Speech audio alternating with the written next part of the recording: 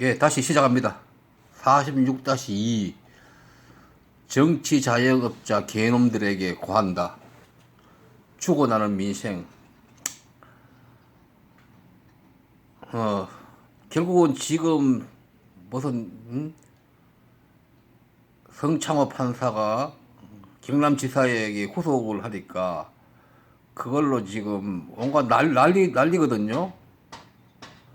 근데 저 지랄 하는 것이 결과가 민생에는 아무런 도움이 안 된다는 얘기예요. 자기들끼리 정치 노름 하는 거예요. 자, 지난번 파키 동영상에서 얘기했죠. 뭐라고 얘기했죠? 제가 싸움을 하면 이 싸움이 무슨 싸움이라고 그랬죠? 잠깐 보죠. 그냥 뭐 안 봐도 되겠어. 얘기하면 되겠네요.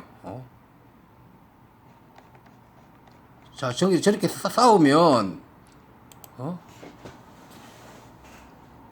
누가 이기고 지고 없는 거예요, 지금.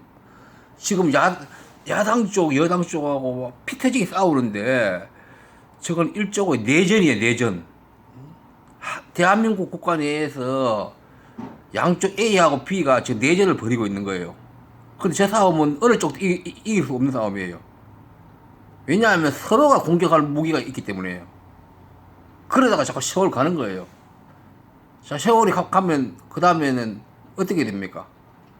내전은 막 치열하게 치고받고 싸우는데, 그 싸움이, 전쟁이 벌어지는, 전쟁을 하고 있는데, 그 전쟁이 벌어지는 땅에는 국민들이 살고 있잖아요. 그럼 그 전쟁이, 치열한 저 전쟁이 일어나니까 그 국토는 폐허가 되겠죠. 폐허가 되면 누가 피해자입니까? 국민들이죠. 국민들하고 대한민국이라는 국가. 그러니까 정치 자영업자들이 개싸움질 하는데 국민들이 그냥 다 피해 보는 거예요. 지금 그 정확한 진실은 그거예요. 딴 거 없어요. 그래서 이제 제가 이제 한번 보죠. 이거 지금 그거 좀 이따 보도록 하고, 이거 지금 유튜브에 지랄들을 하고 있는데, 유튜브뿐만 아니라 뭐 뉴스도 그렇고, 나가 떠들고 자기 주장하고 지랄들을 하고 있는데, 이거 좀 이따 보고, 2016년 촛불혁명이 성공을 일단 했어요. 그러고 그건 또 실패를 했는데, 실패를 한 것은 박근혜를 물러나는 그게 궁극적인 목적은 그건 아니었거든요. 궁극적인 취지는. 현상적으로는 박근혜를 물러나라지만도 박근혜 물러나고 그게 끝이 아니잖아. 새로운 정권이 들어서서 더 잘하기를 바라는 그런 염원이었잖아요. 더 잘하기 위한 염원이 바로 중심의 민생이잖아요. 양극화라든지 살기 어려운 이런 것을 해결하라 이거잖아요. 물론 사회 정의도 세우고 있죠. 근데 지금 앞에서 얘기했듯이 양극화가 더 벌어지고 더 이렇게 서로 간에 국민들 간의 어떤 공존이라든지 사회적 신뢰자산 같은 것이 더 없어지고 지금 그렇게 되죠, 지금. 그러니까 촛불 혁명이 그러니까 성공한 촛불 혁명이 그냥말로 깨끗하게 실패한 거예요. 실패한 거예요, 이 결과는요. 잠시 성공한 후에 그냥 완벽하게 실패를 해버렸는 거예요. 그래서 노인 한 분이 국회 앞에서 촛불 연대고 태극기 연대고 다 이렇게 밥먹질 그만하고 국가를 위해서 길을 찾으라고 이렇게 오늘 분신을 했다는 그런 내용을 제가 기사와 함께 앞편에서 제가 보여드렸고요. 저 기사 때문에 제가 뿔 따고 나가지고 이번 녹화를 하게 되었다 그랬고, 자, 촛불혁명을 그러면 일단 성공한 것을 보죠. 실패한 것을 다음에 이어서 보고. 성공하는 요인이 제가 앞편에서 얘기했죠. 이게 한 가지, 두 가지, 세 가지, 네 가지, 다섯 가지, 한 여섯 가지 얘기했습니다. 뭐 낭만적 기대가 염증으로 돌아섰다. 그런 어떤 경제 문제가 계속 문제가 되었고 개선 가능성도 없었다. 이명박근혜 집권의 실적이 있었다. 그리고 친위 쿠데타를 할 수 없는 시대였다. 다음에 인터넷과 SNS 같은 어떤 집회 결사가 유리할 어떤 물적 그런 토대가 있었다. 다음에 한국인의 어떤 폭정이나 그런 어떤 것에 대해서 저항하는 어떤 유전자가 발현되었다. 뭐 뒤에 나온지 모르겠지만 그 촛불혁명 때 한국인이 그거 이렇게 집회를 해가지고 뭐 시위를 하고 이런 것들이요. 그때 막 반짝하는 그런 유전자예요. 계속 생활 속에 이루어지는 게 아니고. 그것을 저는 이번 이런 여러 군데서 나오는데 그것을 저는 한국인이 가진 님비건성의 일시적인 분출 이렇게 표현해요. 그렇게 표현하는 게 정확하게 맞아요. 왜냐하면 그런 끝나고 나면 금방 잊어버리고 또 이기적으로 되고 다 그래 돼버려요. 그러니까 이런 촛불혁명이 실패할 수밖에 없는 거예요. 자, 위와 같은 기본적인 요소에 의해 다음 이런 요소가 있었다. 추가적 그러니까 위와 같은 등의 요소들을 기본으로 환경을 가진 후에 위에다 이런 게 있었다. 7번 기회를 포착한 범진보 세력이 기술적으로 집회와 그 분위기를 키워왔다. 민주당 지지 세력도 있었고 더 진보적인 세력도 있었고 뭐 시민단체도 있었죠. 그럼 민주노총 같은 귀족 노조도 간섭에 섞였고 모든 간섭 없고 이제 그런 사람들이 이제 분위기를 잘 키워왔다. 다음에 무당의 간섭을 받았다는 소문이 들 정도로 제1권력자의 기이한 통치 형태에 따른 반대 효과. 이게 특이한 거예요. 이 박근혜 대통령의 어떤 특이한 그런 점 때문에 그래요. 뭐 무당이 그러니까 이게 지금 진실이 아니라고 봐야 될 건데 뭐 무당이 불러가지고 쿠데타 이런 말도 돌고 그건 소문이 다 들었거든요. 저런 것들이 이제 소문이 들면 그 집권자는 상당히 어려워지는 거예요. 그러니까 합리적인 어떤 소문이 아니죠. 저 소문이니까. 또 뭐 그것도 있었죠. 무슨 뭐 침도 맞고 무슨 이런 뭐 시술도 하고 그건 어느 정도 있었는 것 같고 사실은. 그러니까 또 집무실에 잘 나오지도 않고 관저인지 뭐지 집에 앉아 있는 시간이 많았고 근무 시간에 이런 것도 있었고 막 그런 거예요. 그러니까 그 사람 그런 형태를 보이니까 그것을 예지 민주당 지지자나 진보 쪽뿐만 아니라 박근혜를 지지하는 쪽에서도 그게 정말 싫어진 거예요. 자, 그런 게 일어나면요, 어떤 우리가 상식에 안 맞고 일반적으로, 대통령이라는 사람이 어떻게 저렇게 일을 하나? 저런 짓을 하나? 이렇게 되는 거예요. 그 반대 효과가 발생한 거예요. 그게 뭐냐면, 분노에 따른 저항감 외에도 조롱하는 게 생겨버려요, 대통령을. 조롱감이 되는 거예요. 그 조롱감이 되면 그것이 권력의 폭력으로부터 두려움을 완화시키는 기능을 가지는 거예요. 조롱감이 됐으니까 조금 더 그거 강압적인 정권을 할지라도 그 두려움이 막 그것으로부터 완화되는 거예요. 시민들에게. 그리고 조롱감, 자존감, 쪽팔림. 그러니까 내가 뽑은 대통령이라는 사람이 저런 짓을 하고 있으니까 쪽팔리는 거예요. 오늘날 개명천지에 자존심도 상하고. 그러니까 소수 골수 지지층 외에는 지지 세력의 일반이 이탈하게 되었다. 그러니까 박근혜를 그렇게 아주 뭐 골수적으로 지지하는 사람 일부 외에는 많이 이탈하게 된 거예요.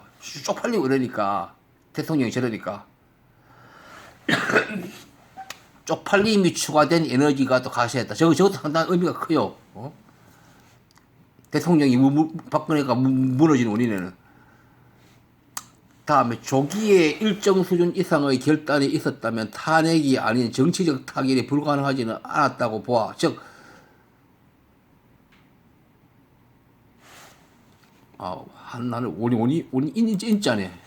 하나의 원인만 들면 원인만 들면. 그러니까 박근혜가 전국이 가파르게 막 흐를 때, 긴박하게 흐를 때, 국회에 찾아가가지고, 무슨 국무총리 누구죠? 그 사람, 노무현 대통령 당시에 청와대에서 그 사람을 총리로 막 앉히고, 이런 말도 있고 막 그랬잖아요. 그걸 결국 그거 안 됐거든요. 저때 박근혜가 결단력을 가지고 자기가, 중요 권한을 다 내려놔버리고, 심지어는 군사나 외교까지 다 내려놓겠다. 책임 총리한테 맡기겠다 하고, 자기는 어떤, 예를 들면, 그 어떤 서민들 복지를 위해서 그러니까 뭐 그런 일이나 좀 부차적으로 하겠다. 이렇게 해가지고 야당하고 결정적인 타협을 하고 그러고 총리도 야당 출신으로 적당한 사람을 자기가 지적해가지고 이 사람 나는 쓰겠다고. 그러면 한나라당은 빵빵 뛰겠죠. 반대하고. 그러나 결단해야 돼요. 어쩔 수 없어요. 그 상황에서는요. 박근혜가 그런 조금 그 담대한 결단을 했으면 그렇게까지 탄핵이 진행이 안 되거든요. 그러면 야당이 수용해보면 탄핵 진행이 안 되니까. 그래, 박근혜 한계예요. 물론 저거는 웬만한 훌륭한 사람이 아니면 결단하기 어려워요. 어떤 정치 구도 속에서는. 그럼 어쨌든 간에, 그 상황에서 그렇게 했으면 그렇게까지 안 갔죠. 어쨌든 임기를 이제 적절하게 정치적 타협이 이루어지니까 임기를 마치고. 그러니까 다음 정권을 상대방에게 내어주겠다는 이런 각오까지 이제 그런 정도의 결단까지 하고 들어가야 되는 일이죠, 이거는. 그럼 올라갈 때 이런 감옥 가고 뭐 처벌받고 이명박 대통령까지 또 처벌받고 이런 일은 없었다고 봐야 되겠죠. 왜냐하면 정치적 타협이 이루어졌으니까. 이게 가장 큰 이유예요. 5번째. 이게 가장 큰 이유라고 봐야 돼요. 이 정치라는 게 이렇게 웃기는 거예요. 집권 보수 정당에서 유례를 찾기 어려울 정도로 벌어져 버린 그들 내부의 파국적 분열과 착오이점. 뭐냐면 보통 보수 정당, 그러니까 진보는 분열하고 무슨 뭐 보수는 뭐 부패한다 이런 말도 있긴 했는데 그건 그렇고, 보통 보수 정당에서는 어떤 자기 당의 위기와 관련된 문제는 이렇게 분열을 잘해요. 막 평소에 싸우다가도 막 단합 잘하고 이랬는데, 그런데 그냥 분열 정도가 아니고 당이 갈라져 나가버렸잖아요. 이 많은 국회의원들이 나가서 다른 정당을 만들어보고 그 지경까지 가버렸잖아요. 그러니까 이제 뭐 탄핵 투표하니까 이제 뭐 탄핵 찬성하는 자들도 많이 나와버렸고, 보수 정당 내에서. 그러니까 저런 내부적 파국이 이제 결정적인 우리에서. 왜냐면 국회에서 탄핵 결의 안 해버리면 더 이상 탄핵이 진행이 안 되거든요. 뭐 촛불 아무 말도 흔들어 보들 안 되는 거죠. 그 정도 촛불로. 그리고 왜냐면 그리고는 자기들끼리만 뭉쳤으면요, 분열 안 하고 촛불 하더라도 뭐 탄핵 이런 거 진행하고 될 수 없는 거고. 그리고 법이란 게 이런 경우에 적당히 해석하고 뭐 갖다 끼우면 촛불 평화 집회 하지만 그것도 법에 위반되는 거 찾을 수 있는 거예요. 그래서 그거 뭐 시가 불법을 했다 해가지고 뭐 처벌하고 이렇게 해버리면 전혀 다른 상황으로 가는 거예요. 근데 내부에 저렇게 당이 쪼개질 정도 분열이 일어나 버리는 거예요. 이 얘기를 내가 하는 이유는 지금 현재 민주당에 대해서 좀 얘기를 하려고, 그 부분이 또 의미도 또 커요. 어쨌든 간에 그리고 이 사람들이 또 뛰어나간 사람도 착오를 일으켰는 거예요. 한나라당 내 비박 온건, 물론 박근혜가 잘못한 거는 커요. 왜냐하면 그때 국회의원 선거할 때 이상한 짓거리를 했잖아요. 뭐 누구죠? 그 대표하는 사람 무슨 옥새를 들고 나를 시작하고 이런 일도 있었잖아요. 그 희한한 짓거리가 있었죠. 대통령이 국회의원 선거 그 후보 그거 선정하는데 막 깊이 관여했는 것 같으니까. 그러다 보니까 더 시끄러워지긴 했는데, 그러더라도 당이 분열까지 해버렸으니까 그래 된 거예요. 자, 한나라당 내 비박 온건 보수 세력의 착오를 일으켰어요. 당 뛰어나가는 것이 결과적으로 잘했다 못했다 그걸 떠나서 거대한 착오였죠. 즉 아직은 가치로서의 보수에 대해서는 그 이해가 없음과 다수에 쏠리는 정치적 속성을 여전히 가진 한국 대중의 한계까지는 계산하지 못했다. 이 말이 좀 어려운 말인데요. 어쨌든 그거예요. 정치를 어떤 가치로서 이해하지 않고 우리 국민들은 아직 후지고수지라서 그래요. 어떤 이익 관계로 이해를 하는 거예요. 정치를 이익 관계로 자기 받아들이고 표를 행사하고 이렇다는 얘기야. 후진 현상이죠. 그리고 가치로서의, 내가 이 표현이 좀 정확하지 않는데, 가치로서의 보수에 대해서는 그 이해가 없다. 그러니까 보수가 어떤 정치를 어떤 당이나 가치 이걸로 이해하지 않고 어떤 이 자신들의 집단이나 개개인의 이익 관계로 그 정치 표를 계산하고 이런 정서가 지금 훨씬 강하다 이 말입니다. 아 우리 지역에 뭐 시설을 새로 해주고 뭘 아파트를 지어주고 뭐 해주고 그런 것들에 이제 넘어가고 국회의원들도 그걸로 선거를 떠날 때 주구장창 떠들고 이제 그런 것들이 어떤 선거 상황을 지배하는 그런 나라다 이 말이다 아직까지는요. 그리고 다수에 쏠리는 정치적 속성을 여전히 가진 그러니까 다수에 가려고 그래 전부 다요. 힘이 센 정당에. 그러니까 뛰쳐나오니까 그 사람은 작은 정당이 되니까 여전히 큰 정당 수구 꼴통이든 말든 한나라당 원래 정당 큰 정당에 그냥 그 대중들이 그쪽에서 완전히 잘 빠져나가지는 않는다. 어떤 상황에 따라서 다시 복귀해버리고 이런 거 있어요. 그러니까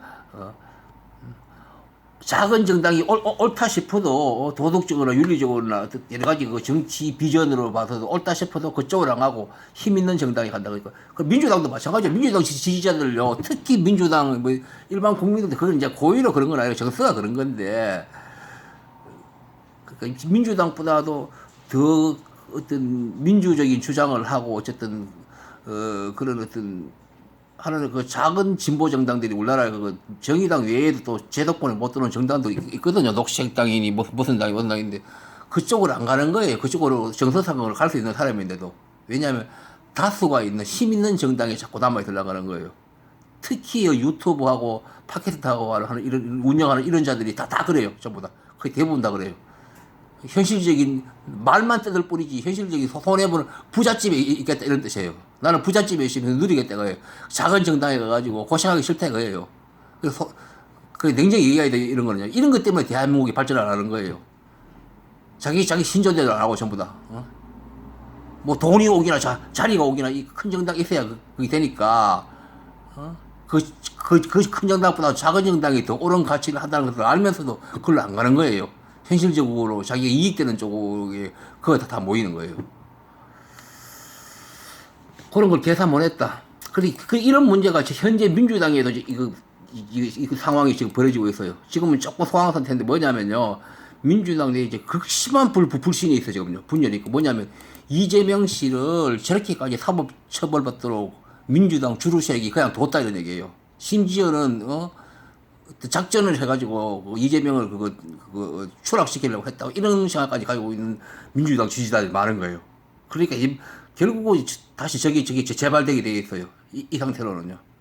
민주당도 이런 것 때문에 심각한 지금 장래의 문제를 큰 어떤 그런 그것을 문제점을 안고 있는 거예요. 그러니까 이재명 씨 그러니까 조금 더 개혁적이고 또 이재명 씨를 지지하는 어떤 자들 중에서는 굉장히 그 열성적인 지지자가 있어요. 숫자는 안 많은데 지금 저기 주류쪽보다는 숫자는 안 많은데 그 사람들 굉장히 열성적이에요. 그 사람들 중에는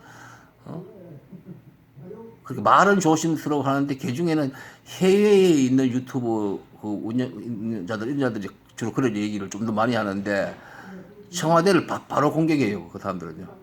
대통령이 이거 그거 묵인한 거 아니냐, 심지어 사주한 거 아니냐, 이재명이 죽이려고 이런 말까지 하는 거예요. 그게 진실 그걸 떠나서 그만큼 이게 아주 큰 불씨를 깔고 있는 거예요.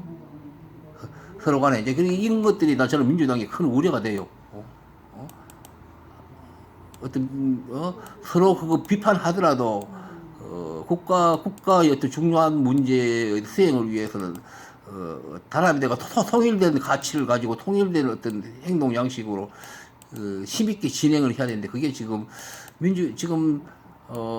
이 정부가 이 정권이 지금 이렇게 힘이 없고 이제 거의 잘 안 되는 것도 그런 이유도 내부적으로 상당히 있다고 보여요. 앞으로도 이것들이 더 계속 어떤 문제를 일으킬 그런 어떤 것을 잠재해 있고 언제든지 이거는 문제가 현실화 되는 거예요 지금.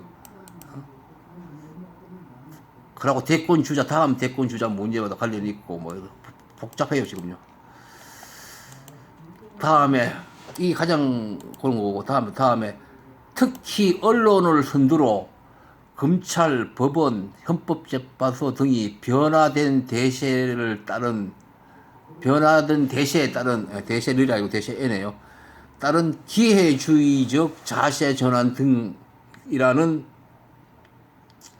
이제 그거 있다 뭐 여기까지다 말입니다. 그리고 마지막으로 힘 있는 자들이 전부 기회주의 행동을 한 거예요. 저는 이걸 바로 알아챘어요. 언론이 그 태도를. 그러니까 박근혜한테 용비어 청가를 그동안 막 종편이고 막 열심히 하던 자들이 박근혜가 무너지는 어떤 어려운 상황으로 가는 어떤 시기 상황이 되니까 어느 날 갑자기 더 변해 보이더라고요. 박근혜를 까는 식으로. 그러니까 야, 인간이란 게 참 저런 거구나. 전부 기회주의인 자세를 차더라고.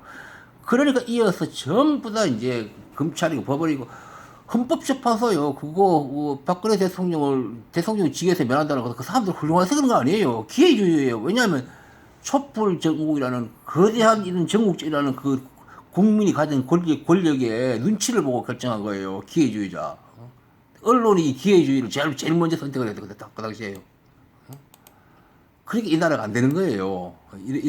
그러니까 뭐 박근혜에 대해서 비판한 그 자체가 나쁘다는 얘기 아니고, 그러니까 어떤 상황에 바뀌면 또 이렇게 자기 하던 태도를 그만 그것에 대해서 반성도 안 하고 그냥 은근슬쩍 새로운 상황에 갈아타가지고 기회주의 행동해 보는 거예요. 개인도 그런 것도 많고 우리나라는요. 그러니까 의리 이런 게 별로 없어서 따지고 보면요. 개인도 그런 게 많고 특히 언론 같은 게 특히 그지 뭐 지난번에 그 박근혜 대통령이 무너질 때 언론이 제일 먼저 태도를 바꿔버렸어요. 기회주의적으로. 딱 보니까 박근혜는 어차피 무너질 것 같다. 거의 가능성이 높다 그러니까 딱 돌아섰거든 거예요. 지금까지 실드 치다가. 그럼 그 후에 뭐 전부 다 나머지 국가기관이고 뭐 모조리 다 이제 눈치 보니까 국민들이 권력을 다 가져갔거든. 말 들어야지 어떻게 하겠어요. 법원이, 검찰, 헌법이 다른 기관 다 마찬가지죠. 아, 이거 시간이 20분 안 되면 이렇게 넘겨버렸네요. 아, 여기까지 끊고 또 한 개 있겠습니다. 예. 아, 이거 마지막 한 개로 더 끝내야 될 건데 또 두 개 더 하려나? 46다시. 아이고. 할 얘기가 많이 있는데 남았는데. 여기까지 하고 이제 원인은 이제 그러니까 촛불 전국이 성공한 원인을 이렇게 성공한 요소들을 이렇게 하나 둘 여섯 개 한 10개 11개 정도 이렇게 제가 이렇게 분석했고 나름대로. 그 다음에 실패한 거와 관련된 얘기, 실패할 수밖에 없었고 실패한 얘기, 그 실패의 연속 현상이 지금 계속 일어나 이런 얘기를 다음 걸 이어서 가도록 하겠습니다. 예.